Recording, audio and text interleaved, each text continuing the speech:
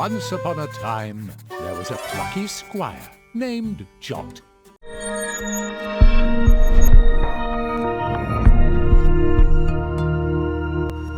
Whether or not it's something we all believe in, we are all aware of the concept of love at first sight.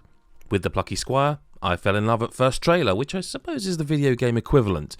I was delighted to list it as one of my most anticipated games of 2024 when last year was coming to a close, and everything that All Possible Futures and Devolver Digital has shown since then has only excited me more. The wait is finally over, and the Plucky Squire has arrived, and I'm just as charmed as I'd hoped. Jot is just your average fantasy hero who spends his days thwarting the evil Humgrump and receiving adoration from the masses. Humgrump is sick of constantly getting a kicking from the good guys and so decides he needs a new plan to rule the kingdom. After finding out their entire world actually takes place in a children's book, this nasty so-and-so finds a way to kick Jot out of the pages and take the story for himself. It's up to our hero to use his powers of sword and paper to save the day once more, with the help of a few friends along the way. In the beginning, the Plucky Squire starts off very simple. From a top-down perspective, you control Jot as he wanders through forests and fields, slicing up baddies as he goes. It's rather reminiscent of a 2D Zelda game, albeit without all of the bells and whistles. Things start to switch up rather quickly though, with screens where the action switches to a side-scrolling perspective, and then so much more. As the world of the Plucky Squire is set in a book, words are a powerful tool that you can take advantage of. Little bits of narration are left strewn about the environment, with certain words that can be removed and placed elsewhere.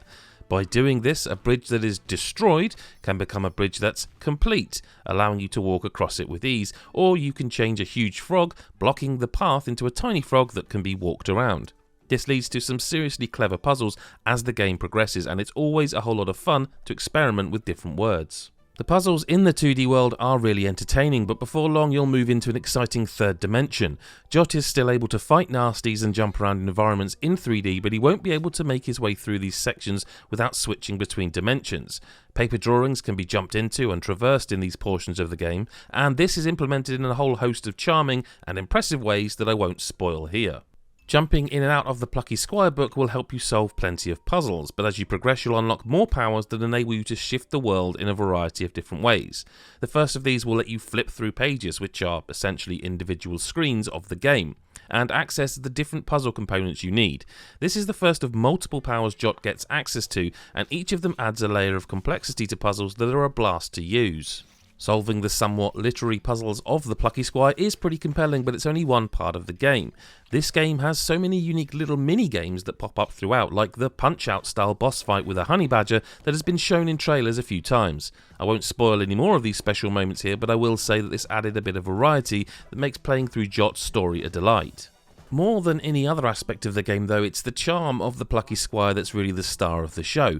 Very few games manage to showcase this level of positivity and joy, from the story which houses a lovely message to the gorgeous, colourful visuals that never cease to make me smile. When life is getting you down, this warm hug of a game is just the cure for those Monday morning blues. The Plucky Squire is pretty much everything I wanted it to be, although I must admit the pacing of the game occasionally lets it down. There are a lot of story sections that interrupt the flow of the game, and when you just want to dive into some word puzzles or fight some bugs, it can be a little irritating. The start of the game is especially slow too, as you're waiting for more mechanics to be introduced, and while the charm carried me through these opening hours with relative ease, I was more than ready for things to get rolling. The Plucky Squire is a joyous and charming game with clever word-based puzzles, dimension-hopping fun, and a whole lot of variety that'll keep you engaged right to the end of Jot's story. Occasionally the pacing is a little slower than might be desired, but the pure positivity of this picture book adventure is simply undeniable, which is why I'm giving it a 9 out of 10.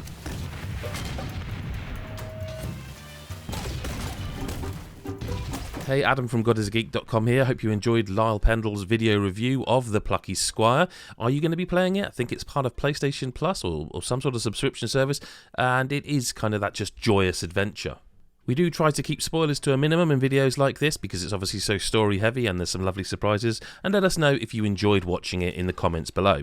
Thanks so much, and we'll see you in the next video. Bye for now.